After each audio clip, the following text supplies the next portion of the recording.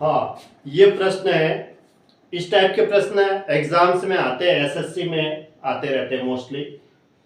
देखो इसमें क्या, ये रीजनिंग के प्रश्न है। कुछ समीकरण किसी विशेष प्रणाली के आधार पर हल किए गए हैं, इसी आधार पर अनुत्तरित समीकरण का सही उत्तर दीजिए। इसने कहा कि 837 बराबर 452 हो और 106 बराबर 769 हो, तो 708 भाग 77 का मान क्या होगा। अब इसमें है, देखो यहाँ पे क्या है, 708 है। क्या 708 इसमें है? देखो ये इसके बराबर है, ये इसके बराबर है, तो इसकी वैल्यू निकालनी है हमें। अब देखो 7 है इसमें, 0 इसमें है और 8 इसमें है। उसके बाद क्या है, डबल 7 है यानी 7, तो 7 ये रहा, मेरे पास 7 है इसके अंदर।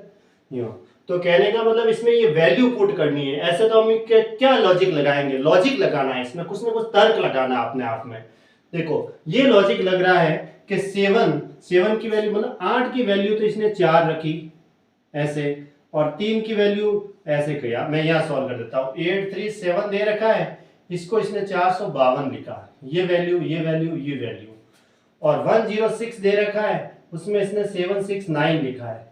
तो 1 की जगह 7 लिखा, 0 की जगह 6 और 6 की जगह 9 लिखा, 8 की जगह 4 लिखा, 3 को इसने रिप्लेस किया 5 से और 7 को रिप्लेस किया 2 से, 1 को रिप्लेस किया 7 से और 0 को लिखा इसने 6 और 6 को लिखा इसने 9। ये इनकी कोडिंग है।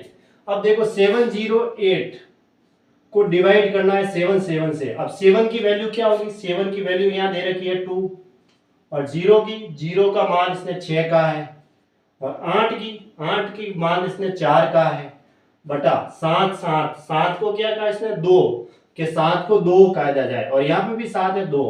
अब इसको काट के सॉल्व कर दो, 1 2 2 एकदम 2 से कट रहा है, 2 एकम 2 2 एकम 2, फिर 2 एकम 2 2 3 6 और 2 दूनी 4, यानी कि कितना आ रहा है 132 बटा 11। फिर देखो 11 का भाग जा रहा है, 11 कम 11, 2 से इस पर रहा तो 11 दूना 22, यानी कि 12 इसका आंसर हो गया। 12 है ऑप्शन में, ऑप्शन डी सही है। अब देखो इसके इस टाइप के प्रश्न एसएससी में हर साल पूछे जाते हैं, सीजीएल सीपीओ सीएचएल एमटीएस जो भी हैं उसमें सब भी ये एग्जाम में आते हैं। निम्नलिखित में से कौन सा सही है। देखो ये यहाँ पे स्टार लगा हुआ है, 96 स्टार 6 स्टार 8 स्टार 2। अब इसमें से कौन सा जो चिन्ह है ना, वो इसके क्रम के अनुसार इस इक्वेशन को सेटिस्फाई करेगा। जैसे पहले इसमें भाग लगाए, फिर बराबर, फिर गुणा, पहले गुणा लगाओ फिर बराबर फिर भाग, ऐसे ऑप्शन सी फिर ऑप्शन डी। तो पहले में ऑप्शन देखो, मुझे लग रहा है कि यहाँ मैं ये भाग लेता हूं ना तो भाग जा रहा है, 6 का भाग इसमें पूरा पूरा जा रहा है, इसलिए पहले मैं ऑप्शन ए ले लेता हूं, ऑप्शन ए से सॉल्व करता हूं। देखो ऑप्शन ए से पहले क्या है, भाग का निशान है तो 96 तो ऐसा कैसा, फिर स्टार है, स्टार के लिए पहले क्या है, भाग है तो भाग लगा दो, फिर आगे क्या है 6 है तो 6 ऐसा कैसा, फिर स्टार है, स्टार की जगह सेकंड नंबर क्या है यहाँ बराबर है, फिर क्या है 8 है, फिर स्टार है, स्टार की जगह लास्ट में क्या आ रहा है गुणा आ रहा है, और लास्ट में क्या है 2। अब इसको सॉल्व करना है इस समीकरण को।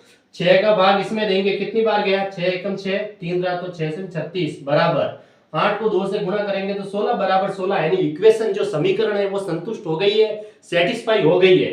इसका मतलब ऑप्शन ए सही है, आगे सॉल्व करने की जरूरत ही नहीं पड़ी, ऑप्शन ए है वो सही है। इक्वेशन सेटिस्फाई करनी चाहिए, यानी ऑप्शन ए है वो सही है।